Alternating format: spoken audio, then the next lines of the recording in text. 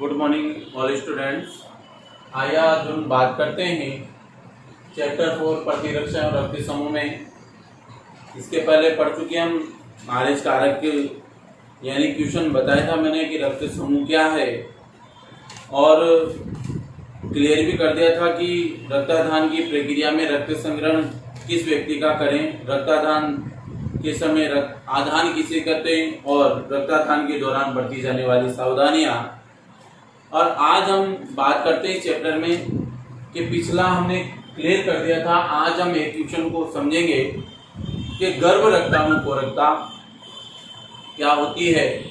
तो देखिए, जैसा कि आपको पता है कि गर्भावस्था के दौरान जब गर्भ धारण कर लेती है उस समय यदि मां RH ऋणात्मक हो, क्या हो, RH ऋणात्मक हो गर्भावस्था के दौरान, तथा गर्भस्थ शिशु, ये तो गर्भावस्था,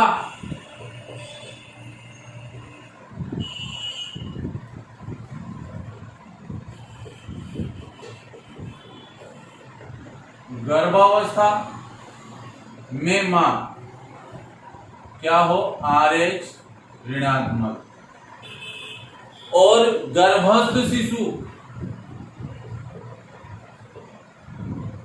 आपकी क्या हो, यहां पर RH धनात्मक हो।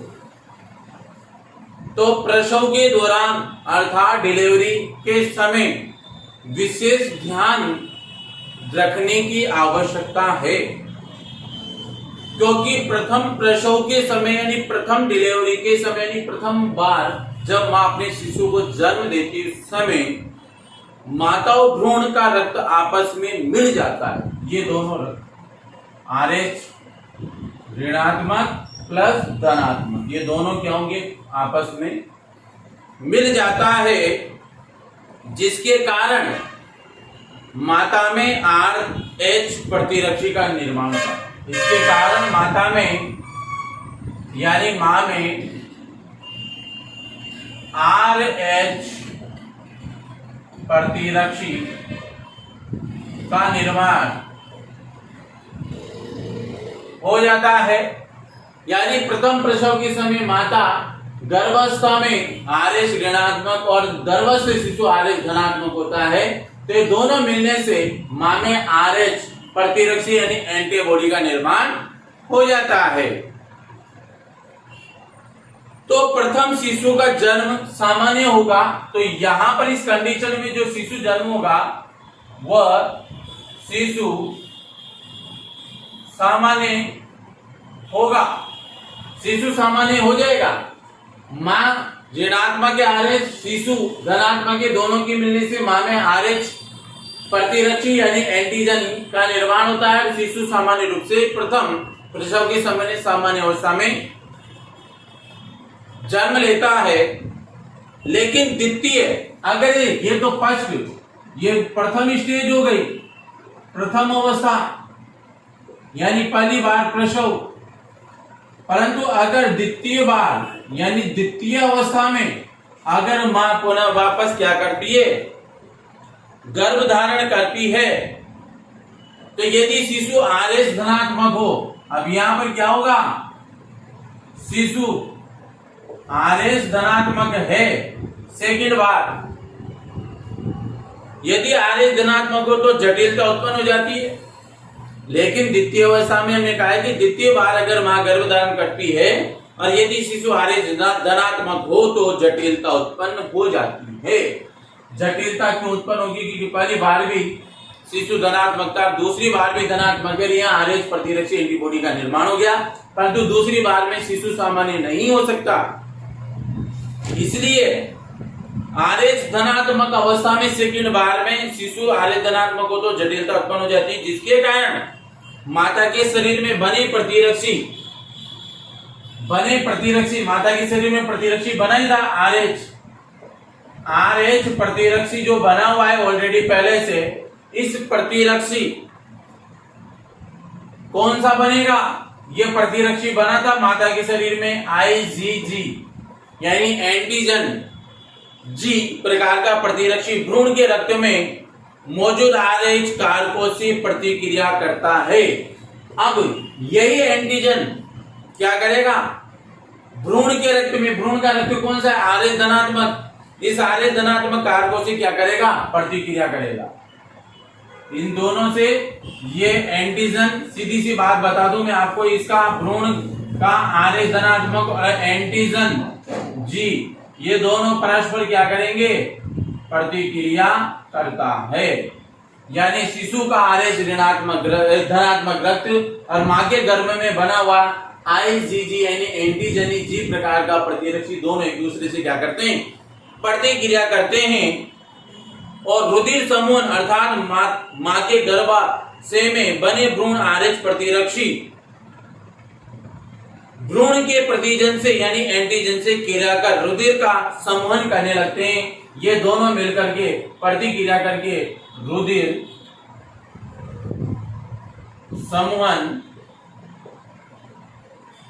प्रतिक्रिया के दौरान रुधिर संवहन करने लगते हैं तथा रुधिर यहां पर जमने लगता है तथा ये प्रतिरक्षी लाल रक्त कणिकाओं को क्या करते हैं, समूहन के कारण लाल रुधिर कणिकाओं के एक दूसरे पर इफेक्ट डाल करके और उनको नष्ट करने रहते हैं, जिससे शरीर में खून की कमी यानी लयनता हो जाती है। और इस प्रकार माता के गर्भ में भ्रूण की आरबीसी यानी इसने आरबीसी को क्या किया, प्रतिक्रिया के दौरान नष्ट कर दिया।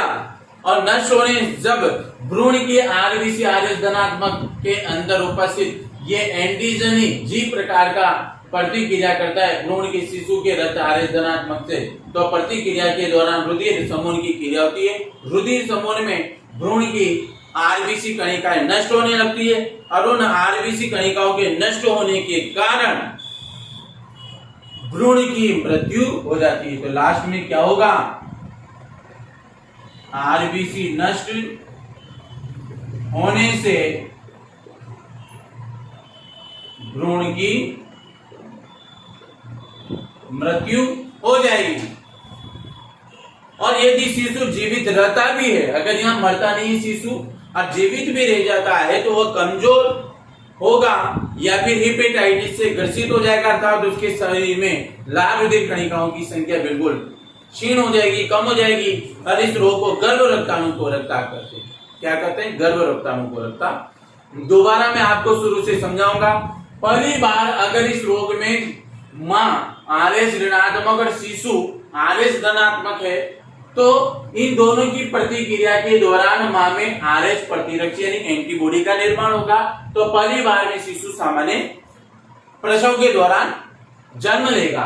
परंतु अगर द्वितीय बार वही मां अगर गर्भ धारण करके शिशु RH धनात्मक होता है, तो मां के शरीर में ऑलरेडी बनी हुई RH प्रतिरक्षी यानी कि एंटीजनी G प्रकार की प्रतिरक्षी शिशु के रुधिर RH धनात्मक से RH यानी एंटीजनी G यानी प्रतिरक्षी मां का G प्रकार का प्रतिरक्षी इस रुधिर शिशु के रुधिर से प्रतिक्रिया करके और उसके रुधिर समूहन यानी उसकी लाल रुधिर कणिकाओं को नष्ट करेगा, जिससे रुधिर समूहन होगा। रुधिर समूहन से आरबीसी नष्ट होने के कारण द्वितीय प्रसव के दौरान शिशु की मृत्यु हो सकती है, और नहीं होगी तो वह हेपेटाइटिस रोग से ग्रसित हो सकता है। इस रोग को ही गर्भ रक्ताणुकोरकता कहते हैं। अब इसके उपचार की बात करें हम कि गर्भ रक्ताणुकोरकता का उपचार क्या है, तो इसका उपचार जो है, इस रोग के उपचार हेतु प्रथम प्रसव के समय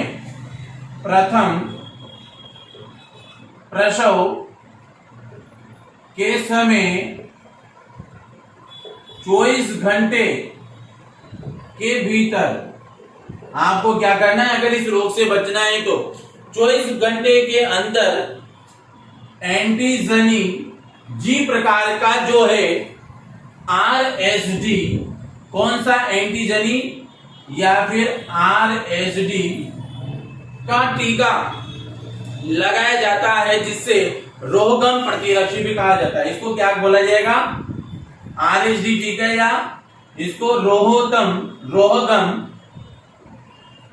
प्रतिरक्षी भी कहा जाता है, जिससे मां शिशु दोनों ही क्या हो जाएंगे, सुरक्षित हो जाते हैं। इस रोग से बचा जा सकता है। इसके बाद यह प्रतिरक्षी माता के रक्त में मिश्रित भ्रूण की आरएच धनात्मक रक्त कोशिकाओं को क्या करेगा, नष्ट कर देगा और नष्ट करके माता के शरीर में प्रतिरक्षी उत्पन्न होने से रुक जाएगी और फलस्वरूप प्रतिरक्षी जब आरएच धनात्मक शिशु होगा नहीं तो प्रतिरक्षी बनेगा नहीं, और प्रतिरक्षी नहीं बनेगा तो ये रोग होगा नहीं। कौन सा, गर्भ रक्ताणु कोरक का। कई बार इस रोग के उपचार हेतु शिशु के शरीर से संपूर्ण रुधिर रक्तदान द्वारा उसी वर्ग के स्वस्थ व्यक्ति से बदल दिया जाता है। क्यों? क्योंकि हम एक बार क्लियर कर दें कि गर्भस्थ शिशु आरएच धनात्मक नहीं होना चाहिए। अगर ये धनात्मक होता है तो ये समस्या उत्पन्न होगी। अगर ये माता आरएच ऋणात्मक है तो शिशु भी आरएच ऋणात्मक होगा, तब तो यहाँ पे आरएच प्रतिरक्षी का निर्माण नहीं होगा। और अगर ये कंडीशन आती है तो आरएच प्रतिरक्षी का निर्माण होगा और उसको नष्ट करने के लिए आपको कुछ नहीं करना। प्रथम प्रसव के समय जो आरएच प्रतिरक्षी बना था उसको नष्ट करने के लिए आपको एंटीजेनी जी प्रकार का प्रतिरक्षा का टीका लगाना, जिससे ये बीमारी शिशु के आरएचडी धनात्मक को क्या करेगी, नष्ट कर देगी। प्रतिरक्षी का निर्माण नहीं होगा, शिशु आसानी से बच जाएगा। Thank you so much. ये आपको क्लियर समझ में आएगा। क्वेश्चन हमने क्लियर कर लिया इस वीडियो में। अगली वीडियो में आपको आरएच कारक के बारे में बताऊंगा विस्तार से, तो देखिएगा। Thank you.